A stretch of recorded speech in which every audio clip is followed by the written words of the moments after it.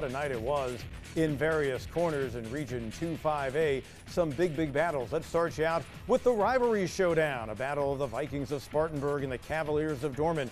Could Spartanburg continue its recent run in the series? Here's Todd Summers. Spartanburg on the road taking on rival Dorman. Midway through the second quarter scoreless game, Trey Burke gets the ball out quickly to Calvin Choice, and Choice chooses to fight through a tackle for a 12-yard touchdown. Vikings lead 7-0. Just over a minute to play in the first half. McCorian Anderson throws it up, and Aaron Gassaway brings it down at the 3-yard line for a 24-yard gain to set up a Cavalier touchdown on the next play. Game tied at 7. Late first half, McCorian Anderson throws deep down the sidelines, but Elijah Roseberg comes up with the Vikings interception at midfield, and Spartanburg makes Dorman pay. Final play of the first half, Will Love connects on a 45-yard field goal. Vikings lead 10-7 at the break. Midway through the third quarter, the Cavs come up with a big play as Nick Means breaks free for a 44-yard gain, but the Cavaliers cannot capitalize because of a missed field goal. Midway through the fourth quarter, Shrine Bowler Cam Smith takes the direct snap and goes straight ahead for the 1-yard touchdown. Spartanburg leads 16-7. Next Cavaliers possession, McCorian Anderson throws deep to the sideline. However, Jarius Mosley comes down with the interception to set Spartanburg up at midfield. And under 4 minutes to play in the game, Chris Sutton puts it away with a 6-yard touchdown run to help Spartanburg secure a 4th straight win over rival Dorman, 23-7. It means the world to us. I mean, our seniors get to walk out of here tonight 4-0 against Dorman, and that rarely happens. So I'm super proud of them. We played hard, but we didn't play good.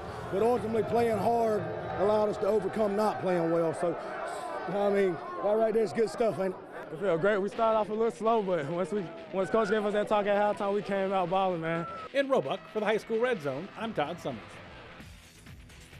Now Gaffney and Byrnes playing with Javon Gilmore, the quarterback for Gaffney, having to sit the first half because of a high school league suspension. He'd return in the second half. Jacoby Fuller for Byrnes, fourth quarter with his team down 6-0.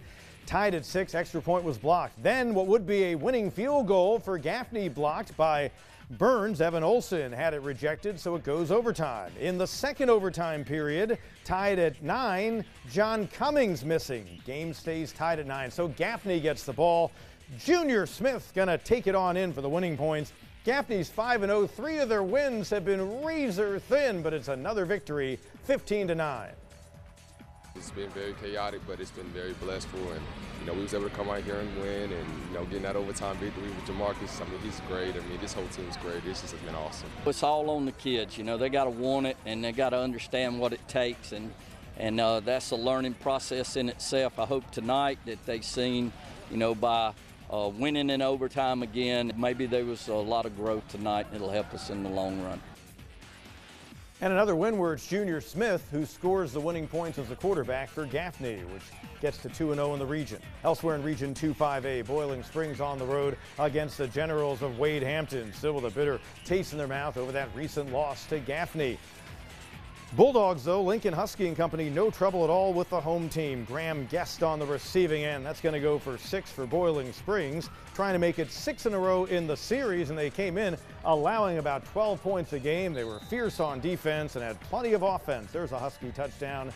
The Bulldogs roll on 55-14 to get to 4-1 overall, 1-1 in the region. Riverside and Eastside going at it, the home of the Eagles. Warriors smarting from their region opening loss a few weeks back against Dorman. In the Road Whites, pretty pass Gideon Merheeb. There's a Shrine Bowler, Mikkel Skinner. Tough to contain, made it 27-6 at the half in favor of Riverside. Here's Israel Lehman, and the Warriors cruise on to the win. That's 4 in a row. It was a battle of Shrine Bowlers. Skinner for Riverside, Jaquavius Dodd for Eastside. Don't know how often that's happened in the series.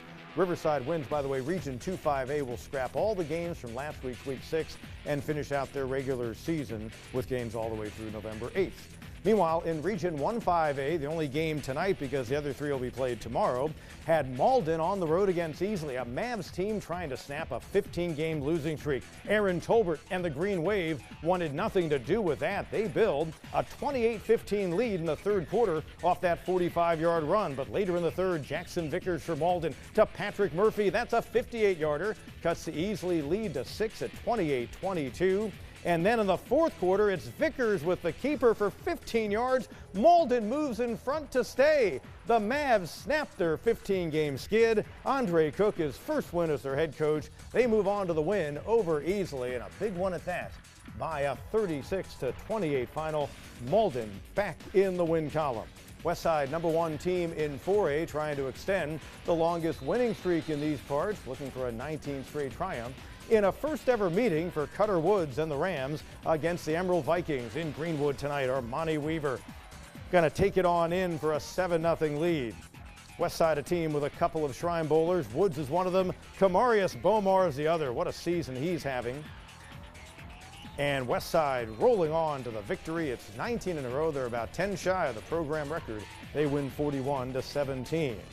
Also in Region 1 4A, with Westside getting out of the gate at 1-0. Wren trying to do likewise against a Fountain Inn team off to a 4-1 start. Just their third season of football. Sam Holliday to Isaiah Gresham for the Fury.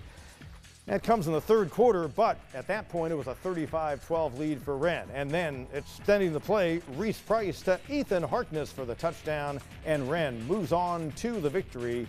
3-0 all time. They win it by a final count of 49-12. It's the third straight game which they've scored at least 48 points in their meetings with Fountain Inn. Southside and Lawrence, the other game in Region 1 4A. Greg Porter trying to get a win for his ball club for the first time. Southside coming in trying to snap a 16-game losing streak. Nemo Fernandez on a 13-yard run. It set up a Lawrence touchdown to make it 39-0. They were playing some scrappy defense. Mike Brown with the sack. And then Gervais Suber on a 60-yard punt return. Greg Porter facing one of his former schools, this time Southside. Earlier in the season, he faced Hillcrest, and he gets his first win at the helm of Lawrence. They roll on to the 49-0 shutout against Southside, which has now dropped 17 in a row. Congrats to Greg Porter and Andre Cook, a couple of guys who got their first wins at their respective schools.